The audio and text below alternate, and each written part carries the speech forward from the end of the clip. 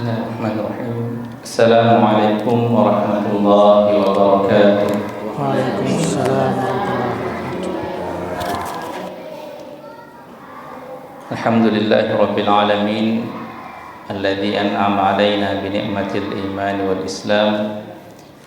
Wa nusalli wa nusallimu ala nabiyyina Muhammadin khairil anam wa ala alihi wa sahbihi tabil huquqi wal kiram, amma ba'd.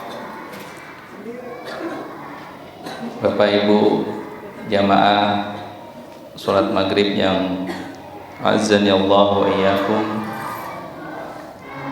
puji syukur senantiasa kita memanjatkan pada Allah Subhanahu wa taala yang tak henti-hentinya melimpahkan kepada kita semua kenikmatan, memberikan kita hidayah, begitu juga taufiknya, sehingga kita tetap semangat untuk mengikuti kajian rutin kita, yang mana dalam hal ini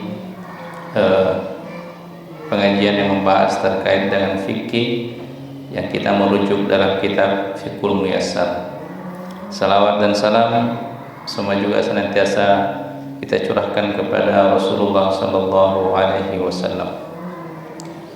Bapak Ibu yang dirahmati Allah Subhanahu wa taala, insyaallah pada malam hari ini kita akan membahas salah satu pembahasan penting yang ada dalam kitab Fiqhul Muyassar, yaitu terkait dengan kitabus shalah, pembahasan tentang salat.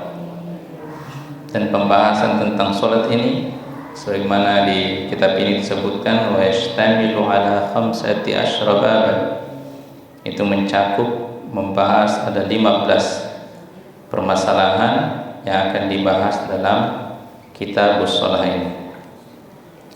Yang pertama, dalam kitab ini membahas tentang fi ta'rifis shalah wa fadliha wa wujubis shalawatil khams. Jadi permasalahan pertama yang akan kita bahas dalam kitabus shalah adalah tentang definisi salat. Jadi apa itu salat dalam makna secara bahasa dan juga makna secara syariat. Kemudian keutamaan salat dan juga terkait dengan kewajiban salat 5 waktu. Salat secara bahasa, yaitu lughatan, secara bahasa bermakna ad-doa, bermakna doa ya. Jadi salat itu secara bahasa maknanya adalah doa. Adapun secara makna secara syariat, ibadatun dzati aqwalin wa af'alin makhsusah, muftatahatun bit takbir wa muhtatamatun bit taslim. Adalah ibadah, jadi sebuah ibadah yang mempunyai ucapan-ucapan ataupun perbuatan-perbuatan yang khusus ya, tertentu, yang diawali dengan takbir dan diakhiri dengan salam. Nah, jadi salat secara syariat itu adalah sebuah ibadah yang ia mempunyai ucapan-ucapan atau bacaan-bacaan tertentu, begitu juga dengan gerakan-gerakan tertentu.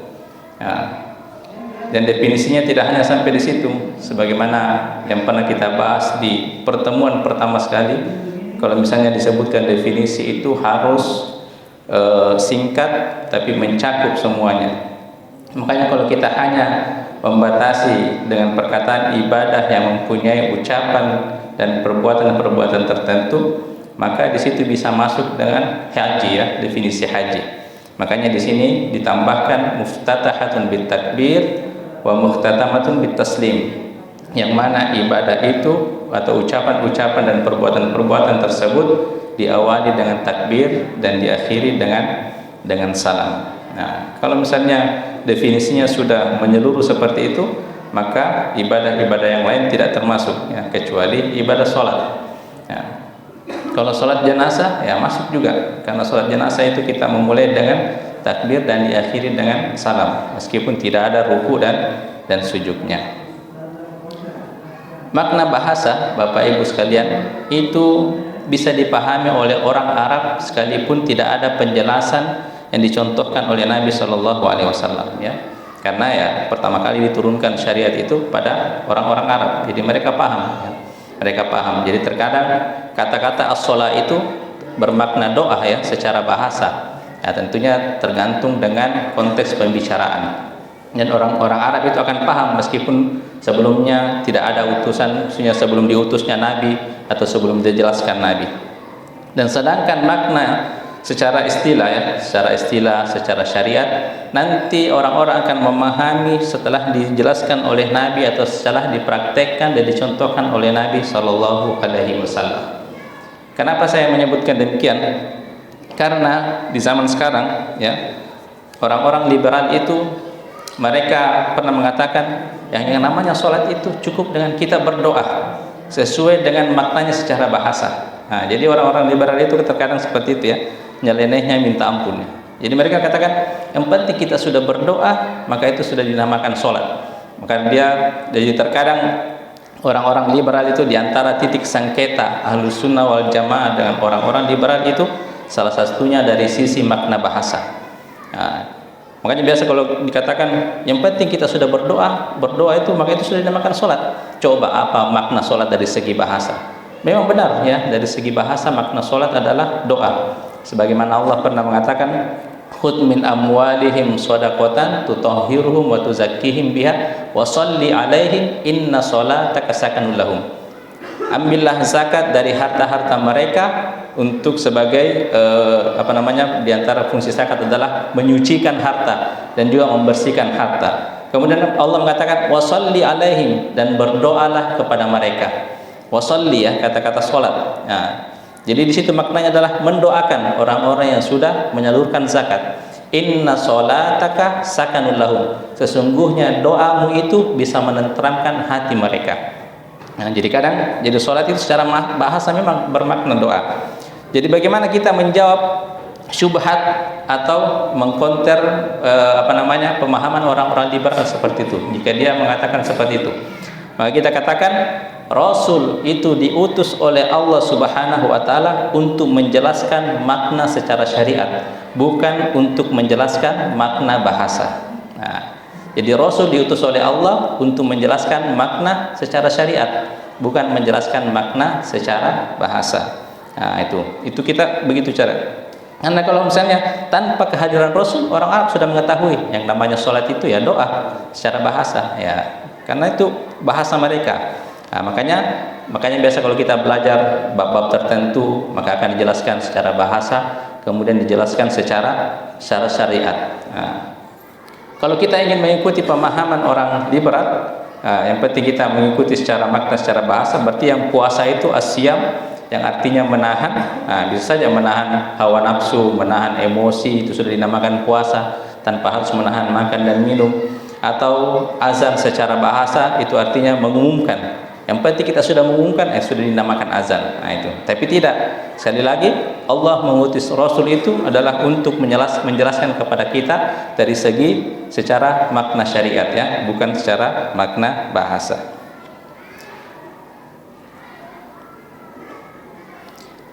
Wa fadluha. Ya, kemudian tadi sudah kita bahas secara definisi, sekarang secara keutamaan. As-salatu min akadi arkanil Islam ba'da syahadatain, bal hiya amudul Islam. Wa qad faradahu Allahu ala nabiyhi Muhammad sallallahu alaihi wasallam lailatul mi'raj fawqa sab'a samawat. Jadi salat itu merupakan rukun Islam yang paling pokok setelah syahadat. Nah, jadi syahadat dulu, kemudian sholat. Nah, asasi. Jadi sholat itu merupakan perkara yang asasi, ya, yang paling pokok setelah syahadat. Dan itu sifatnya permanen, Jadi sholat itu sifatnya permanen. Hiya amudul Islam. Sholat itu merupakan pondasi atau tiangnya agama Islam. Sebagaimana tadi disebutkan oleh Pak Ketua ketika di mimbar, as-salatu imaduddin, ya, salat adalah tiangnya agama. Nah, jadi kalau ada orang yang tidak menegakkan salat, berarti dia meruntuhkan agamanya. Dan itu dijadikan dalil oleh para ulama, oleh orang-orang yang meninggalkan sholat, berarti itu sudah teranggap kafir karena dia meruntuhkan agamanya. Dan sholat itu merupakan pondasi pondasi agama kita, pondasi Islam. Dan itu sifatnya asasi. Jadi tidak ada alasan bagi kita untuk meninggalkan yang namanya sholat. Beda dengan syariat-syariat yang lain. Itu sifatnya kondisional. Apa yang dimaksud kondisional? Artinya tidak semua orang diwajibkan melakukan ibadah haji. Tidak semua orang diwajibkan mengeluarkan zakat. Tidak semua orang diwajibkan untuk menunaikan puasa. Kalau orang sakit itu tidak diwajibkan puasa. Kalau orang zakat, orang miskin itu tidak diwajibkan untuk mengeluarkan zakat. Apalagi juga haji, orang yang tidak mampu, walillahi 'alan nasi hajjul baiti man istata'a ilaihi sabila, yang tidak mempunyai istita'ah, kemampuan, itu tidak diwajibkan untuk melakukan ibadah haji. Jadi sifatnya kondisional. Beda dengan sholat. Kapan orang tidak diwajibkan untuk sholat? Selama dia masih sadar, artinya tidak gila, tidak gila, atau misalnya koma atau menjelang sekarat mau meninggal, selama itu pula dia diwajibkan untuk melakukan ibadah sholat. Jadi dia pokok setelah kita mengucapkan 2 kalimat syahadat. Dan dia diwajibkan oleh Allah Subhanahu wa taala langsung kepada Nabi Muhammad sallallahu alaihi wasallam ketika peristiwa Lailatul Mi'raj, malam Isra Mi'raj, Isra, perjalanan Nabi dari Mekah menuju Masjidil Aqsa Palestina. Mi'raj adalah perjalanan Nabi dari bumi menuju ke langit. Dan satu-satunya syariat yang Nabi terima langsung itu di hadapan Allah Subhanahu wa taala langsung tanpa melalui perantaraan malaikat Jibril adalah pensyariatan kewajiban melakukan sholat. Jadi saking pentingnya, saking pokoknya ini yang namanya ibadah sholat 5 waktu. Itu adapun syariat-syariat yang lain itu Nabi terima melalui perantaraan malaikat Jibril. Cuman sholat yang Nabi SAW terima langsung dari Allah Subhanahu wa taala. Wadzalika dalilun ala ahammiyatiha fi hayatil muslim. Dan hal-hal tersebut itu merupakan dalil, bukti bahwasanya begitu pentingnya yang namanya salat dalam kehidupan seorang muslim. Wa qad kana sallallahu alaihi wasallam idza hazabahu amrun faza'a ila salat. Dan Nabi jika ada urusannya atau ditimpa sedikit permasalahan, lagi galau-galau, faza'a ila salat, maka apa pelampiasannya Nabi SAW? Beliau sholat. Ada urusan penting, beliau sholat. Wasta'inu bis-sabri was-sholat, dan memintalah pertolongan kepada Allah dengan sabar dan sholat. Beda kalau kita, mungkin kalau kita ada lagi punya masalah, pelampiasannya kemana? Ke media sosial, atau kalau laki-laki ke warung kopi. Masalahnya tidak selesai, justru bertambah, karena tidak kembali kepada Allah Subhanahu wa taala. Wa qad jaa fi fadliha wal hathu 'alaiha ahaditsin katsiratun minha, dan banyak dalil-dalil yang menyebutkan tentang keutamaan salat. Di antaranya di kitab ini disebutkan as-salawatul khams wal jum'atu ila al-jum'ah wa ramadan ila ramadan mukaffiratun lima bainahunna majtunibatil kaba'ir. Jadi di antara sholat 5 waktu, Jumat, sholat Jumat dan ke Jumat yang lainnya, dan Ramadan, bulan Ramadan dan Ramadan berikutnya, itu adalah pembersih, penghapus dosa selama seseorang itu menjauhi dosa-dosa besar. Jadi antara kita menunggu sholat subuh sampai sholat duhur itu penghapus dosa. Penghapus dosa. Tentunya yang dihapus di sini adalah dosa-dosa kecil. Makanya disebutkan di sini mukaffiratun lima bainahunna majtunibatil kaba'ir. Jadi kita menunggu sholat dari sholat berikutnya itu penghapus dosa-dosa kita, penghapus dosa-dosa kecil. Jumat ke Jumat itu penghapus dosa-dosa kecil, dan Ramadan ke Ramadan berikutnya penghapus dosa-dosa kecil. Dan di hadis yang lain Nabi SAW menyebutkan, ara'aitum law anna nahran bi babi ahadikum yaktasilu minhu kulla yawmin 5 marrat hal yabqa min daranihi syai'. Bagaimana pendapat kalian jikalau sekiranya di depan pintu rumah kita ada sungai, di depan pintu di rumah kalian ada sungai, kemudian dia mandi di sungai tersebut setiap hari 5 kali. Sholat subuh dia mandi, duhur dia mandi, asar dia mandi, maghrib dia mandi, isya dia mandi. Hal yabqa min daranihi syai'? Apakah kira-kira masih ada kotoran yang menempel pada dirinya? Qalu, maka para sahabat berkata, la yabqa min daranihi syai'. Tentu tidak wahai Rasulullah, tentu tidak ada kotoran yang menempel pada dirinya. Dia mandi 5 kali. Maka kata Nabi SAW, fadzalika mathalus shalawatil khamsi yamhullahu bihinnal khataya. Demikian juga halnya dengan sholat 5 waktu, ya. Jadi itu perumpamaan. Perumpamaan sholat 5 waktu, dengannya Allah akan menghapus kesalahan-kesalahan. Allah akan menghapuskan, membersihkan dosa-dosa. Ibarat seorang yang mandi 5 kali sehari, di depannya ada sungai, apalagi sungainya itu mengalir, ya. Mengalir, jadi cukup mudah untuk menghilangkan kotoran, ya. menghilangkan kotoran. Wujubuha. Kemudian di kitab ini menjelaskan terkait dengan kewajiban sholat 5 waktu. Wa fardiyatuha ma'lumatun bil kitab was sunnah wal ijma' al ma'lum min ad-dini bid darurah.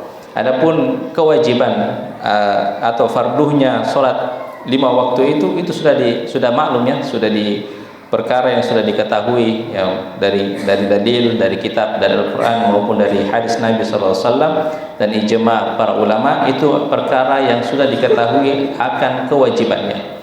Jadi kalau ada keterlaluan, ya, kalau ada orang muslim yang belum mengetahui tentang kewajiban sholat 5 waktu, karena itu perkara yang sudah hal yang diketahui. Ibarat kata kita mengetahui bahwasanya kalau pagi itu siang terang, kalau malam itu gelap, itu sudah diketahui. Seperti halnya kalau kita mengetahui 1 tambah 1 2. Begitu juga dengan perkara sholat, itu sudah diketahui akan kewajibannya. Tidak ada orang muslim yang tidak mengetahui tentang wajibnya menunaikan sholat 5 waktu. Dan banyak ayat yang menyebutkan itu.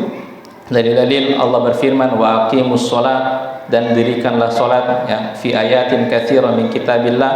Dalam Al-Quran perintah menunaikan sholat itu wa aqimus sholat disebutkan sebanyak 12 kali.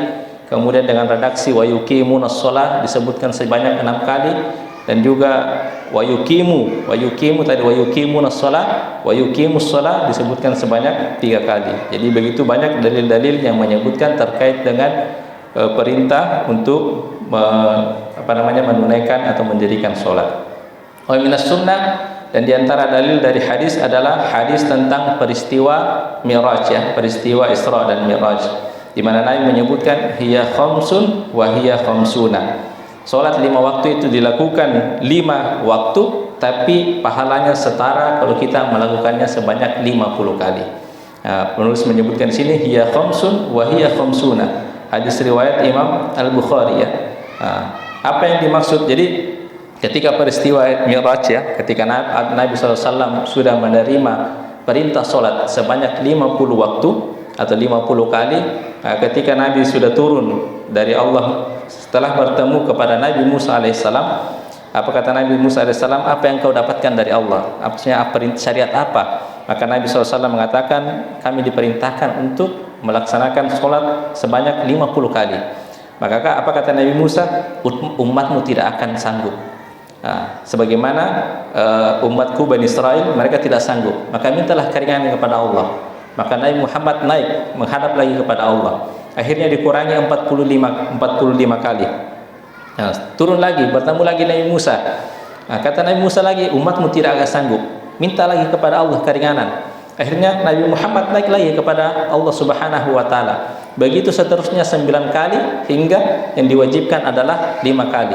Dan itu makanya Nabi mengatakan hiya khamsun wa hiya khamsuna. 5 kali, tapi setara dengan kalau kita melakukan sebanyak 50 kali. Meskipun pada saat itu Nabi Musa masih mengatakan, minta lagi kepada Allah, umatmu masih belum sanggup. Tapi Nabi SAW sudah malu, ya, meminta keringanan kepada Allah Subhanahu wa taala. Ya, seandainya Nabi masih naik, ya, sampainya 1 kali saja. Tapi itu sudah Masya Allah, dari 50 kali didiskon menjadi 5 kali, ya. Dan itu pun masih banyak diantara kaum muslimin yang sholatnya masih bolong-bolong, ya, masih ditinggalkan, ya. Jadi kita bersyukur kepada Allah Subhanahu wa taala memberikan kita taufik untuk mampu atau semoga senantiasa diberikan keistiqomahan untuk melakukan sholat 5 kali sehari semalam. Ya. Jadi itu ya, khamsun wa ya khamsuna. Meskipun dilakukan hanya 5 kali, tapi pahalanya sebanyak sebagaimana kalau kita melakukan 50 kali. Karena Allah Subhanahu wa taala berfirman, "Man jaa'a bil hasanati falahu asyru amsalihha."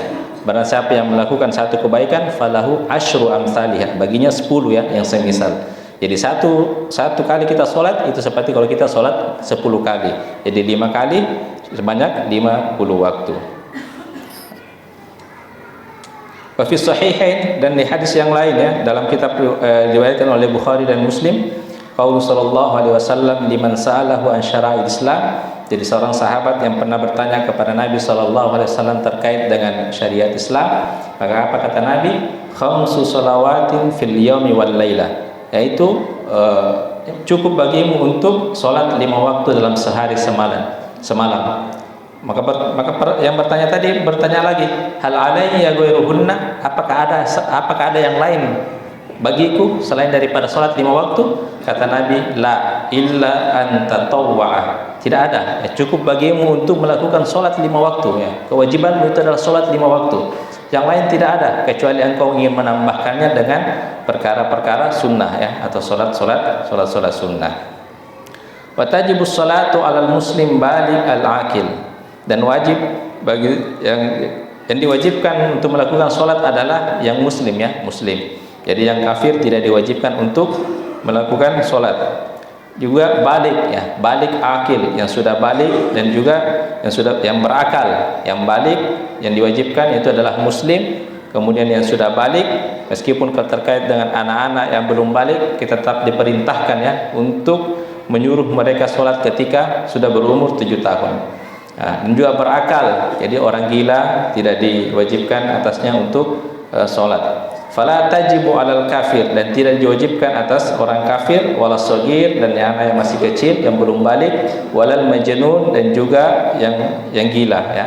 Liqauli sallallahu alaihi wasallam, rufi'al qalamu an thalath, pena itu diangkat dari tiga orang, anin naim hatta yastayqid, orang yang tidur sampai dia bangun. Nah, jadi orang yang tidur itu tidak wajib sholat ya. Kapan dia wajib sholat? Ketika dia bangun ya, ketika dia bangun. Makanya ada ungkapan yang mengatakan waktu sholatnya orang yang tidur adalah ketika dia bangun. Waktu sholatnya orang yang tidur adalah ketika dia bangun.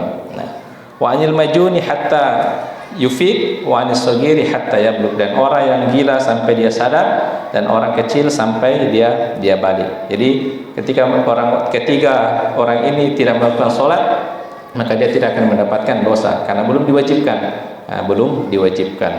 Walaki yu'maru bihal aulad ditamami sab'i sinin, akan tetapi diperintahkan bagi anak-anak yang sudah berumur 7 tahun, wa yadribuna ala tarkiha li ashr, dan ketika dia sudah berumur 10 tahun dan dia masih enggan melakukan sholat, maka dipukul. Artinya ada penegasan dari orang tua agar memerintahkan anaknya untuk sholat ya. Sampai-sampai Nabi memerintahkan kita untuk memukul. Tentunya pukulan kita di sini di hadis lain disebutkan ghairu mubarhir, yang tidak menimbulkan luka ya, yang tidak menimbulkan bekas ya. Tidak menimbulkan bekas luka ketika kita memukul anak kita untuk memerintahkan dia sholat ya. Karena gitu juga kan, kalau kita menyuruh anak kita, seorang anak yang belum balik ya, yang kita perintahkan untuk beramal soleh, maka itu pahalanya lari kepada kedua orang tuanya juga. Nah, maka kita tegaskan pada anak kita untuk sholat. Dan juga nantinya repot ya, kalau mereka sudah dewasa tidak membiasakan diri sholat, itu pertanggungjawabannya juga lari kepada kita sebagai orang tua. Jadi tidak ada ruginya kita tegas kepada anak kita untuk diperintahkan ya, dididik agar dibiasakan untuk melakukan sholat 5 waktu.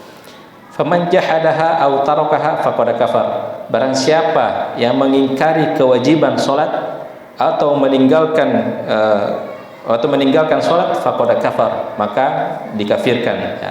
Dan ini kita sudah bahas di pertemuan di hadis Arba'in An-Nawawi ya.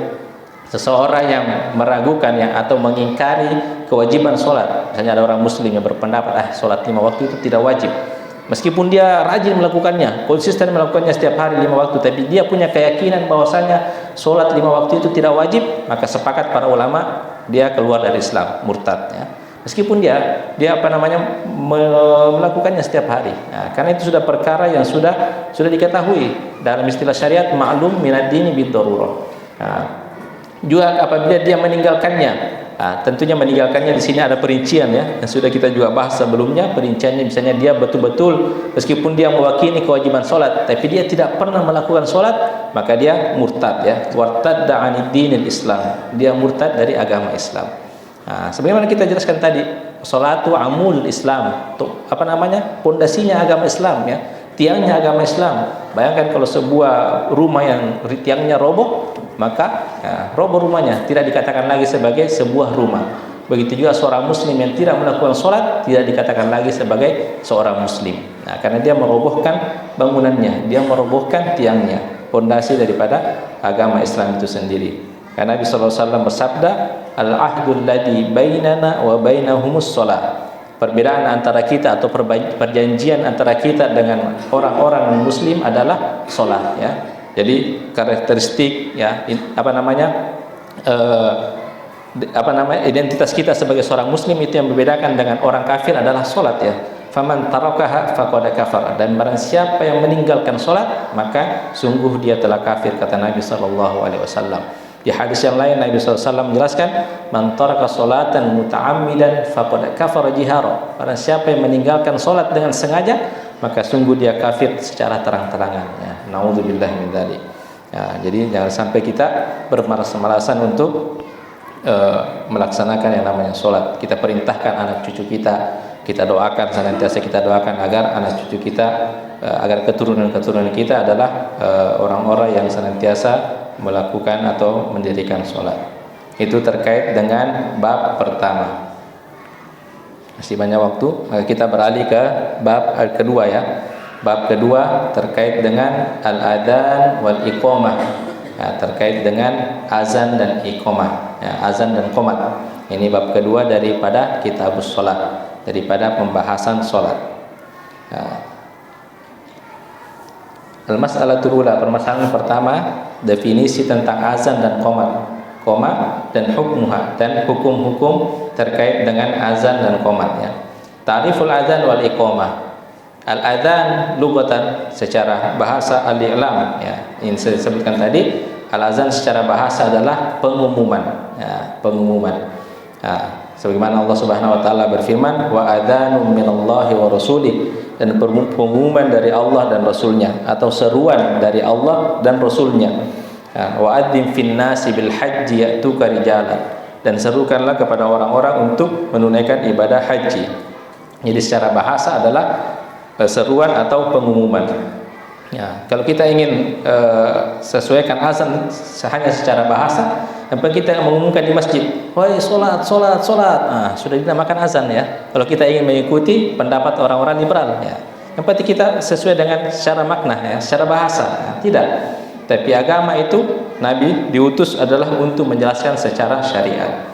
Makanya di sini azan secara secara makna syariat, al-i'lamu bidukhuli waqti shalah bidzikrin makhsusin, adalah seruan yang terkait dengan masuknya waktu sholat bidzikrin makhsusin, dengan ucapan-ucapan tertentu atau dengan lafaz-lafaz tertentu ya, yang sudah ditetapkan oleh agama kita. Jadi tidak hanya sekedar seruan ya.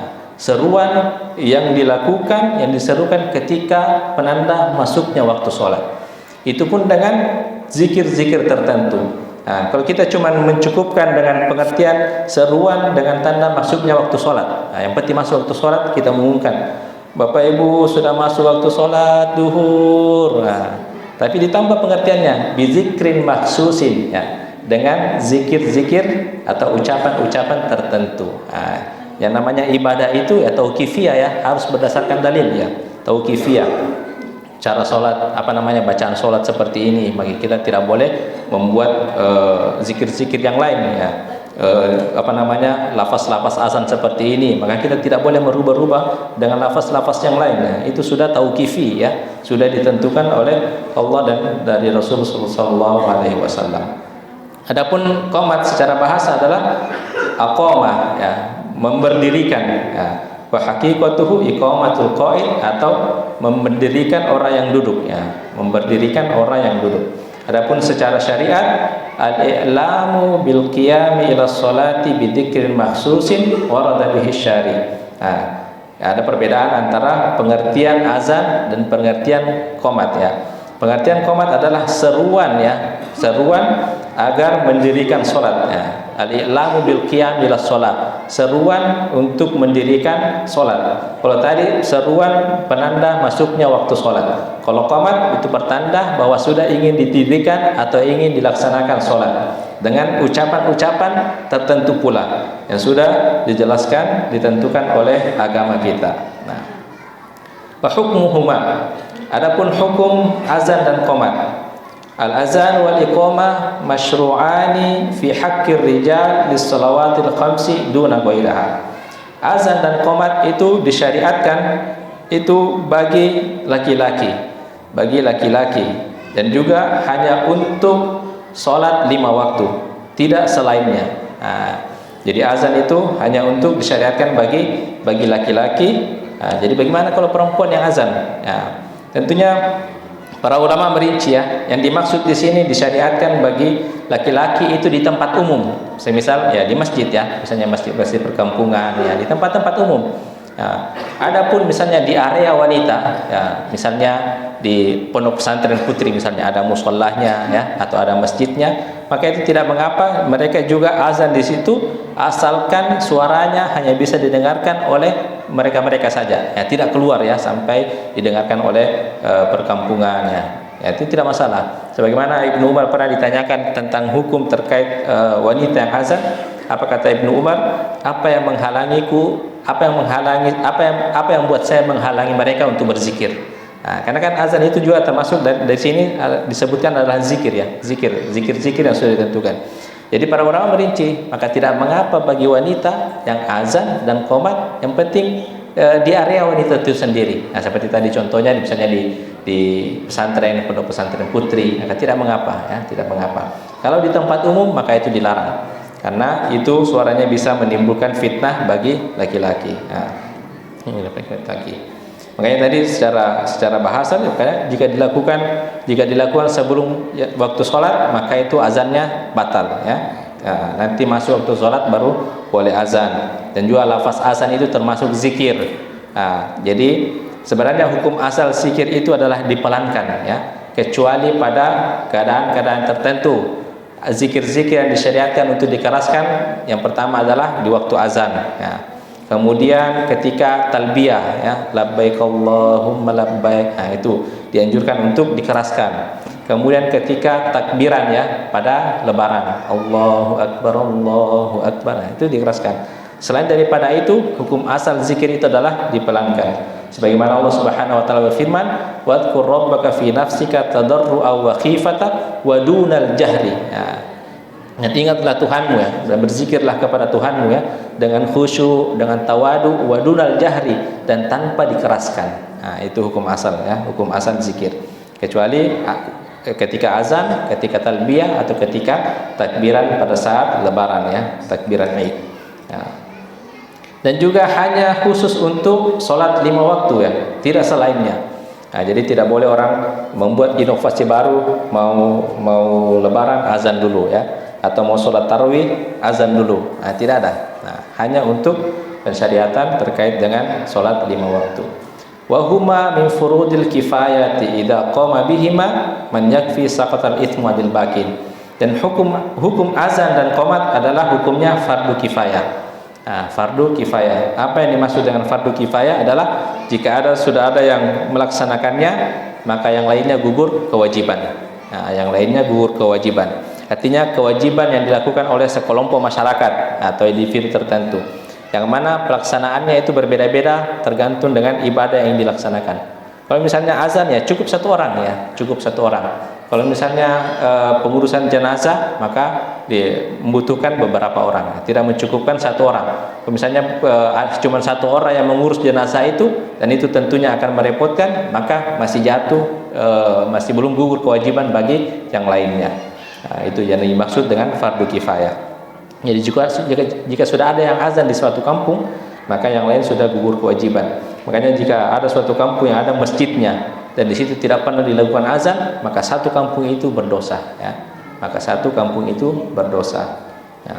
Li'annahuma min sya'aril Islamil dhahira fala yajuzu ta'tilihima. Karena itu merupakan syiar Islam yang sangat nampak dan tidak boleh untuk ditinggalkan.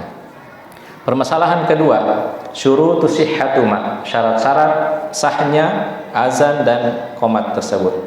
Yang pertama adalah al-Islam, ya, al-Islam. Jadi fala yasihani minal kafir. Jadi yang hanya boleh mengumandangkan azan adalah hanya orang Islam. Adapun orang kafir tidak sah azan dari orang yang kafir.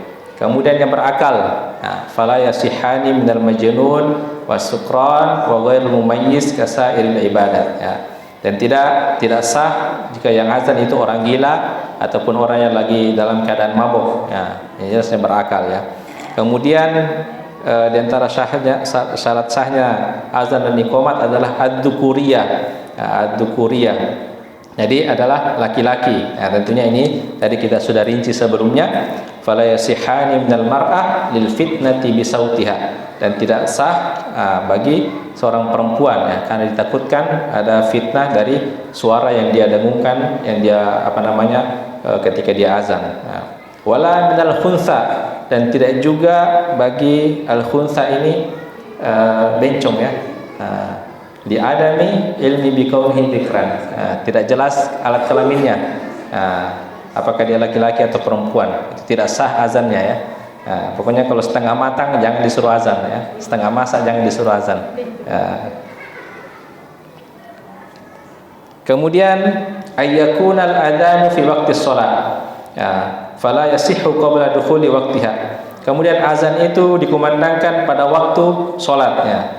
Fala yasihhu qabla dukhuli waqtiha. Dan tidak sah azan yang dikumandangkan sebelum masuk waktunya kecuali pada dua, ghairal adzanil awwalil fajri wal jum'ah, kecuali ketika azan pertama di waktu subuh dan juga ketika azan pertama di waktu Jumat. Jadi azan itu tidak sah dikumandangkan sebelum masuk waktunya, misalnya duhur jam 12. Nah, ada seorang azan yang di 11.55 sudah azan, itu sah, azannya tidak sah. Mesti diulang ketika masuk waktu sholat. Nah, mesti diulang ketika masuk waktu sholat. Nah, makanya apa maksudnya daripada syarat sahnya sholat? Berarti kalau ada yang mengatakan, berarti kalau ada pembahasan syarat sahnya sholat, berarti ada yang membatalkan syarat sahnya azan, berarti ada azan yang tidak sah. Ada, berarti dia harus mengulang lagi azannya. Kalau dia tidak mengulang, kata para ulama, berarti kembali tadi satu kampung itu berdosa karena fardu kifayah. Nah, jadi tidak boleh. Makanya nanti ada karakteristik yang dianjurkan bagi seorang muazzin itu. Nah, makanya tidak boleh seorang itu azan sebelum masuk waktunya kecuali pada dua waktu, yaitu di azan pertama di subuh, ya. Nah, kan kalau di Indonesia ini kayaknya sudah tidak ada, ya, atau jarang, ya, dua kali azan di waktu subuh. Beda, masih ada. Oh, alhamdulillah. Jadi ada azan pertama sebelum masuk waktu subuh, mungkin sekitar 1 jam atau setengah jam sebelum masuk waktu subuh. Nah, itu azan pertama. Yang itu senantiasa dikumandangkan di zaman Nabi oleh Bilal bin Rabah. Nah, nanti masuk waktu sholat subuh dikumandangkan oleh Ibnu Ummi Maktum. Nah, kalau di Masjidil Haram itu biasanya jeda waktunya mungkin setengah jam atau 1 jam, ya. Saya di sini belum pernah menemukan, ya. Itu sunnah yang sudah mulai ditinggalkan oleh orang-orang Muslim. Kemudian di waktu azan pertama di waktu Jumat. Nah, jadi kedua waktu itu boleh azan sebelum masuk waktu sholat. Nah, makanya ini pun Jumat ini saya lihat masjid-masjid yang ada di Indonesia ini itu dia azan ketika sudah masuk waktu sholatnya. Sudah masuk waktu duhur dia azan. Padahal yang dianjurkan itu adalah azan sebelum masuk waktu sholat duhur. Nah, gunanya apa? Hikmahnya apa? Adalah untuk memberitahukan orang-orang agar siap-siap menuju ke masjid untuk menunaikan sholat Jumat. Dan begitu di zaman Utsman bin Affan itu azan 2 kali di waktu Jumat, Bapak Ibu. Nanti setelah di zaman kekhalifahan Utsman bin Affan, di zaman Nabi, Abu Bakar dan Umar itu azannya cuma 1 kali. Azan sholat Jumat, azan Jumatnya cuma 1 kali. Nanti di zaman kekhalifahan Utsman, ketika Utsman melihat sudah banyak masyarakat, ya, sudah banyak masyarakat yang menghuni atau tinggal di Madinah, Maka ketika di hari Jumat itu Utsman menyeru azan, ya, azan sebagai pertanda bahwasanya sudah dekat waktu masuk sholat Jumat. Nah, jadi orang-orang diberikan aba-aba, diberikan peringatan dengan tanda azan. Nah, nanti masuk waktu duhur, ya, misalnya atau masuk Jumat, barulah azan kedua. Dan azan kedua itu pertanda khatib sudah naik ke mimbar. Dan memang ada keutamaannya, ya, makanya diberikan peringatan, diberikan aba-aba orang-orang agar dia datang ke masjid ketika sholat Jumat itu di awal-awal waktu. Sebagaimana kata Nabi SAW, jika hari Jumat maka malaikat akan berdiri di pintu-pintu masjid dan mencatat orang-orang yang masuk fal awal wal awal, yang orang-orang yang masuk lebih dahulu pahalanya lebih besar daripada orang-orang yang masuk sebelumnya, setelahnya, begitu seterusnya sampai malaikat akan menutup catatan pahala itu ketika khatib naik ke atas mimbar. Nah, ketika khatib naik ke atas mimbar. Nah, jadi apakah jika khatib naik ke atas mimbar orang yang datang setelahnya itu tidak mendapatkan pahala? Itu beda lagi pahalanya. Dia tetap akan mendapatkan pahala salat Jumat, pahala mendengarkan khutbah, ya. Nah, adapun tadi pahala khusus bagi orang-orang yang datang lebih cepat ketika Jumatan. Nah, itu. Makanya itu dianjurkan azan Jumat itu dianjurkan sebelum masuk waktu salat Jumat. Mungkin kalau di Masjidil Haram itu bedanya ada sekitar setengah jam, ya, juga sebelum waktu masuk salat Jumat. Nah. Kemudian ayyakunal adzanu murattaban mutawalian, dan juga azan itu harus tertib, ya, harus tertib dan berkesinambungan. Tertib sebagaimana yang lafaz azan Allahu akbar Allahu akbar Allahu akbar Allahu akbar sampai seterusnya. Jadi tidak boleh orang asyhadu an la ilaha illallah, asyhadu an la ilaha illallah, hayya 'alas shalah, hayya 'alas shalah. Baru kembali lagi asyhadu anna Muhammadar Rasulullah. Nah, itu azannya batal.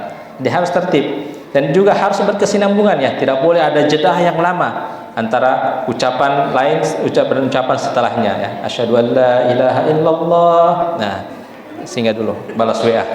Nah, ada WA masuk. Nah, setelah itu lanjut asyhadu an la ilaha illallah, tidak boleh.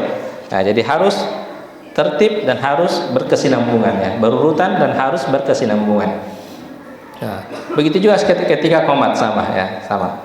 Kemudian ayyakunal adzan wa qatal iqamah bil lughatil arabiyyah, ya, wa bil alfadil lati waradat biha sunnah. Dan juga azan itu, ya, bahasa Arab sesuai dengan lafaz-lafaz yang sudah ditentukan oleh agama kita, ya. Jangan sampai nanti ada orang liberal lagi yang ingin mengubah azan, ya. Tidak mengerti orang, kasih bahasa Indonesia nih.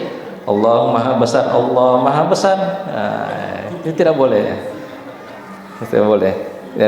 Yang sudah lafaz-lafaz yang sudah ditetapkan oleh agama kita. Atau misalnya meskipun bahasa Arab, ya, Allahu Akbar artinya Allah Maha Besar. Bagaimana kalau saya ubah Allahu A'zam, Allah Maha Agung, ya, sama kira-kira artinya Allahu A'zam, Allahu A'zam. Nah, itu tidak boleh. Nah, jadi pokoknya itu azannya tidak sah. Ya, azannya tidak sah. Ya, jadi itu, ya. Jadi tidak boleh merubah, tadi harus tertib, beraturan, kemudian berkesinambungan, tidak boleh ada jeda, dan juga azan dan iqamat itu harus dengan bahasa Arab, tidak boleh bahasa Turki, apalagi bahasa Bugis, ya, dengan lafaz-lafaz yang sudah ditentukan oleh agama kita.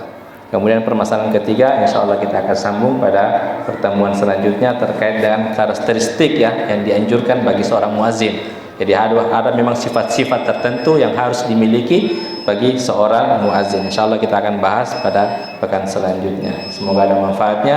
Wa akhiru da'wana alhamdulillahirabbil alamin. Alhamdulillah. Alhamdulillah tadi sudah kita dengarkan tentang fadilah dan juga hukum salat secara umum. Tadi kalau kita lihat dengar salat itu yang pertama muslim, kemudian dia sudah balik dan juga berakal. Jadi kalau ada orang tidak sholat, kemungkinan dia bukan orang muslim atau belum balik, atau kemungkinan orang gila. Sama yang bilang itu, kalau ada laki-laki sholat di rumah, tidak sholat di masjid, kemungkinan laki-laki sholat. Kasih mukena. Kasih mukena. Ya, silakan bagi yang ingin bertanya, dibuka pertanyaan. Oh, ini udah di depan, coba. Duluan yang kanan. Ya. Assalamualaikum warahmatullahi wabarakatuh. Waalaikumsalam warahmatullahi wabarakatuh. Dan saya bertanya Pak Ustaz, kalau azan subuh itu diubah salat zuhur minan naumnya bagaimana Pak? Azan subuh dirubah? Salat zuhur minan naum. Dirubah. Dirubah. Oh, dilupa. Oh, itu tidak mengapa ya, tidak mengapa. Jadi azan subuh ketika dilupa as-salatu khairum minan naum, maka itu tidak mengapa. Karena secara umum lapas at-taswib itu hanya tambahan ketika sholat subuh. Bahkan di azan pertama itu tidak memakai at-taswib, itu namanya at-taswib ya, tidak memakai as-salatu khairum minan naum. Nanti di azan kedua. Adapun ketika dilupa maka itu tidak mengapa. Allah taala.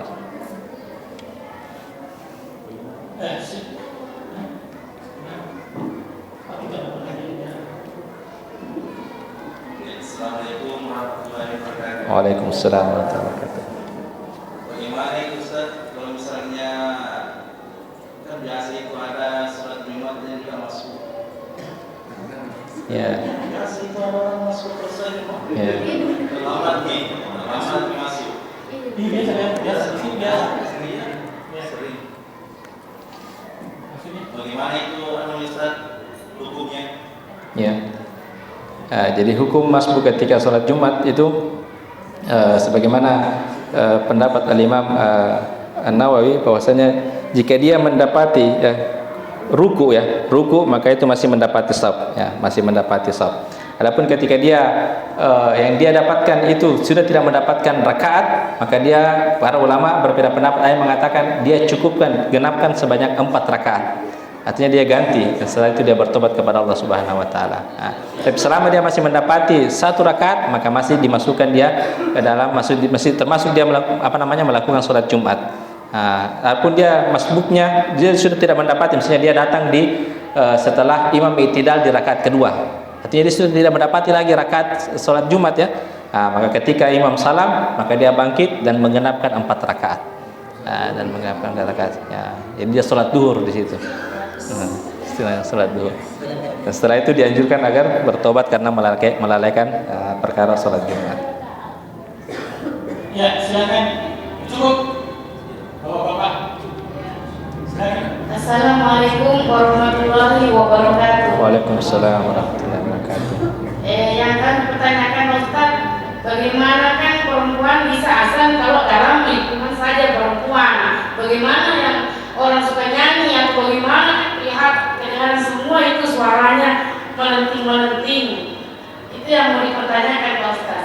Ya, bagaimana kalau seorang perempuan azan Di dalam lingkungan saja bolehnya. di dalam lingkungan perempuan? Iya, perempuan. Ya. Tapi bagaimana kalau yang suka nyanyi, artis-artis atau kita juga suka nyanyi Pak Ustaz?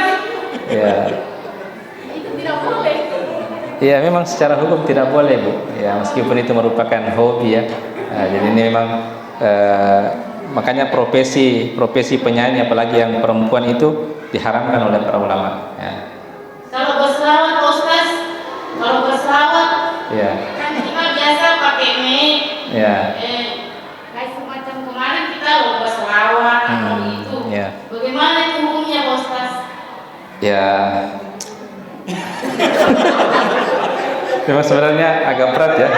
Ya, tapi itu Bila juga selawat. ya tadi ilatnya ketika dilarang tidak sah bagi seorang perempuan yang akan ditakutkan fitnah bagi suaranya. Sebenarnya sama sebenarnya, tapi ketika bagaimana dijelaskannya ya? Sebenarnya berat ini. Mau di Ya, kalau tadi kan menyanyi ya, kita otomatis kita ujama para ulama itu mengharamkan profesi bagi seorang wanita yang menyanyi ya. Meskipun juga laki-laki ya, banyak ulama yang mengharamkan. Bagaimana kalau ketika selawat di majelis taklim ya? Selawat di majelis taklim itu usahakan di area sesama majelis taklim perempuan saja. Sesama majelis taklim perempuan. Ada YouTube-nya Pak Ustaz. Ada YouTube-nya secara langsung Ibu. Hendaknya ya ketika dia berselawat ya tidak usah pakai secara langsung ya, agar bisa didengar sesama majelis taklim ibu-ibu saja. Nanti ketika ceramah barulah mau disiarkan langsung sebagai syiar ya, sebagai syiar kepada yang lain. Terima kasih Pak Ustaz. Ya. Assalamualaikum warahmatullahi wabarakatuh. Waalaikumsalam warahmatullahi wabarakatuh. Jadi Diminta. Masih ada Mas, masih ada satu. Jadi yang dilarang itu bukan salawatnya ya? Iya. Suaranya. Iya. Suaranya. Tapi biasa itu dinilai apa dikira Tapi salawat itu lebih banyak pahalanya daripada tiaranya. Masya Allah. Ya silakan Bu. Ya, satu lagi. Satu yang salawat nih. Bukan. Assalamualaikum warahmatullahi wabarakatuh. Waalaikumsalam warahmatullahi wabarakatuh. Ya, saya mau tanyakan tadi Pak, Maksud kan tadi bilang katanya waktunya salat untuk orang yang tidur itu pada saat dia bangun. Bagaimana dengan kita biasanya suka telat kalau subuh terutama kesehatan. Jadi jadwalnya itu kapan kita bisa sholat subuhnya? Apakah pada saat bangun kita langsung sholat atau ada batas waktunya, batas jamnya untuk sholat subuh? Ya. Memang ada waktu-waktu yang dilarang seseorang itu sholat ya. Ketika sudah sholat subuh sampai matahari itu mulai nampak ya. Nah, kemudian ketika matahari pas tepat di atas kepala kita ya. Ketika pas tepat kepala kita sebelum condong sedikit ke barat. Dan ketika matahari menjelang sudah sholat asar sampai matahari terbenam. Tapi bagaimana dengan kasus orang yang nanti bangun waktu misalnya sholat subuh, dia tidak bangun di jam 5 misalnya, nanti dia bangun di waktu syuruk ya, atau sebelum waktu syuruk di mana diharamkan sholat. Maka ketika dia bangun, maka di situ dia sholat. Nah, adapun pelarangan sholat itu adalah yang terkait dengan sholat sunat mutlak. Nah, sholat sunnah mutlak. Adapun orang yang belum sholat subuh kemudian dia bangun di waktu terlarang misalnya, maka di situ dia bangun dia sholat. Atau misalnya ada orang yang tidur jam 3 sebelum menjelang waktu sholat asar ya, dia belum bangun di situ. Nanti dia bangunnya ketika jam 5 lewat misalnya lewat 50 ya, menjelang matahari terbenam. Maka ketika dia bangun di situ dia langsung untuk melakukan sholat. Nah, jadi makanya waktu tidurnya orang, waktu sholatnya orang tidur adalah ketika dia bangun. Nah, dimanapun kita bangun Bapak Ibu langsung ambil air wudhu sholat. Nah, jangan dulu bangun sudah terlambat nih, masih sempat mengecek HP-nya dan lain sebagainya, mandi dulu karena takut terlambat ke kantor, nanti sekalian sudah mandi baru sholat. Jangan, sholat dulu ya baru mandi. Karena kadang ada orang yang lebih takut kepada bosnya kalau terlambat masuk kantor daripada takut kepada Allah ketika dia telat sholat subuh. Nah, seperti itu. Di jam berapapun dia bangun ya, misalnya dengan kan yang namanya orang tidur itu tidak sadar ya, meskipun dia sudah berusaha untuk menyalakan alarm. Ada memang orang tidur mati otomatis ya istilahnya ya, tidak sadar ya. Di jam berapapun dia bangun, di jam itu juga dia sholat Ibu. Nah, seperti itu Allah Taala. Ya, berarti tidak hari-hari. Kalau memang hari-hari berarti sudah memang kesengajaan ya. Dia begadang sampai jam 4, sudah muazan, sudah masjid sudah mengaji, baru dia pergi tidur. Nah, itu berdosa. Nah, ini memang sengaja. Satu lagi kalau ada, baik silakan. Ya memang kalau permasalahan sholat itu. Waalaikumsalam. Yang saya tanyakan Pak Ustaz, apakah benar hari Jumat untuk wanita sholat subuhnya harus menunggu sampai berhias selesai sholat Jumat? Dan kemudian Pak Ustaz, ketika sholat di rumah, apakah kita harus menunggu jamaah sholat di masjid kemudian kita melaksanakan sholat di rumah? Ya juga banyak pertanyaan terkait bagi perempuan yang tidak pergi ke masjid sholat Jumat ya. Apakah harus menunggu selesainya ditunaikan sholat Jumat? Tidak. Selama dia sudah yakin masuk waktu sholat duhur, dia sudah boleh melakukan sholat duhur. Nah, misalnya dia tunggu di azan kedua, ya, jangan di azan pertama atau di azan kedua. Nah, dia sholat di situ sholat duhur tanpa harus menunggu selesainya ditunaikan sholat Jumat. Tadi pertanyaan kedua? Misalnya Tidak berjamaah di masjid. Ya sama kasusnya. Selama sudah masuk waktu sholat, maka dia sudah boleh melaksanakan sholat tanpa harus menunggu selesainya dilaksanakan sholat berjamaah di masjid. Nah.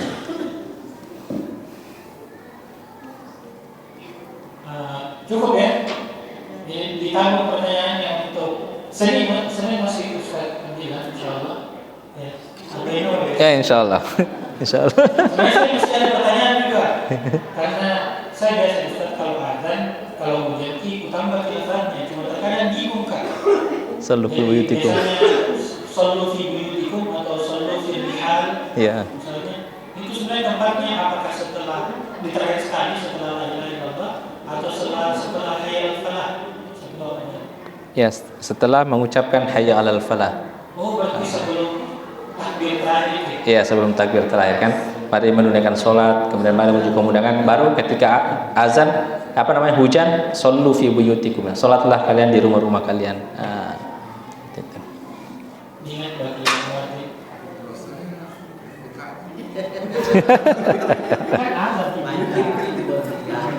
Sekian cukup ya, insyaallah kita akan ketemu kembali di hari Senin insyaallah.